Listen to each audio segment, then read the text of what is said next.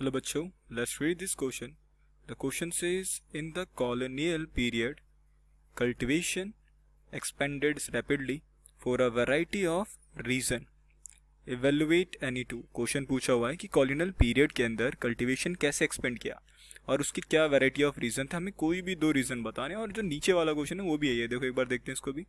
Explain the reason for the rapid expansion of cultivation under the colonial rule. इस question में हमें यही बताना है कि एकदम से जो एक्सपेंशन हुआ कल्टीवेशन के अंदर उसके क्या रीजन थे.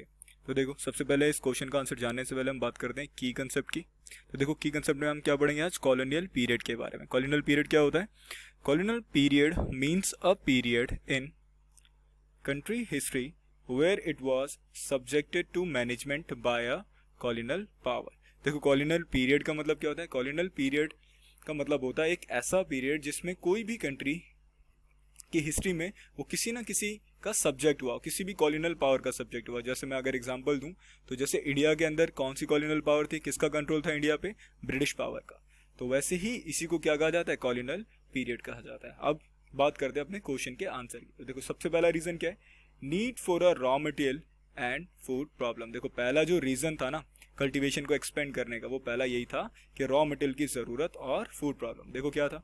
The Britishers encourage the production of commercial crops like jute, sugar, cotton and indigo as these were used as raw material by British industry. देखो ब्रिटिशर जो थे उन्होंने सबसे ज़्यादा जिस चीज़ का प्रोडक्शन को इनकरेज किया था वो सारे क्या थे? हमारे कमर्शियल क्रॉप थे. और उन कमर्शियल क्रॉप में सबसे ऊपर थे जूट, शुगर, कॉटन, इंडिगो. ये सबसे ज़्यादा as a raw material British industry के द्वारा यूज़ किए जाते थे.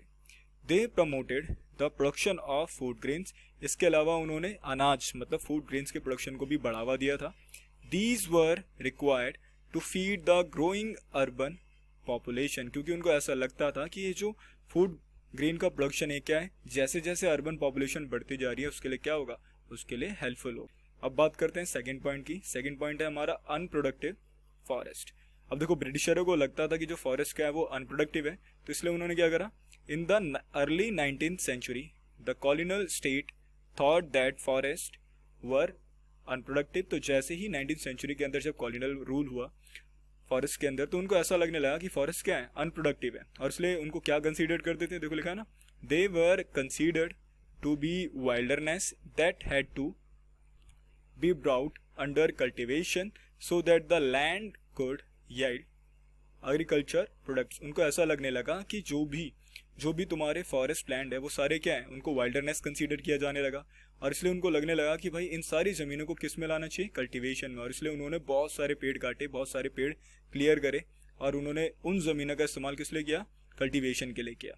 और वहाँ पर एग्रीकल्चर प्रोडक्ट जनरेट करना चालू करा and revenue and enhance the income of the state. और उनको ऐसा लगता था कि वो इस चीज़ से क्या कर सकते हैं? रेवेन्यू जनरेट कर सकते हैं और स्टेट की इनकम को भी बढ़ा सकते हैं. और इसलिए आप देखोगे कि 1818 और 1920 एक ऐसा पीरियड था जब कल्टिवेटेड एरिया जो थे वो 6.7 मिलियन हेक्टेयर से भी ज़्यादा बढ़ चुके थे. तो देखो लिखा है ना, between 1880s and 1920s the cultivated area rose by 6.7 million hectare. तो 1818 और 1920s के बीच में जो कल्टीवेटेड एरिया था वो काफ़ी ज़्यादा बड़ा था और वो कम से कम बड़ा था 6.7 million hectares. I hope you understand it well. Best of luck.